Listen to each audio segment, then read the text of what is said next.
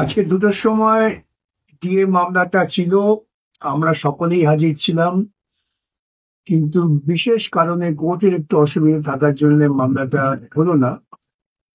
এবং আমাদের অনুরোধে চাপে আগামী শুক্রবার দিন মামলা স্থির করা হচ্ছে শুনানির জন্য। এমন কথা বলা হয়েছে যে আর কোনো রকম অ্যাডজমেন্ট দেওয়া হবে না।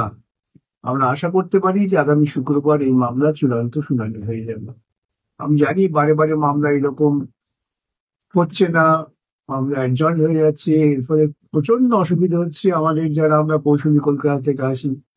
আমি বুঝতে পারছি প্রচন্ড চাপ পড়ছে আমাদের আন্দোলনের নেতাদের ওপর। তাদেরও একটা ব্যাপক খরচের বোঝা বইতে হচ্ছে।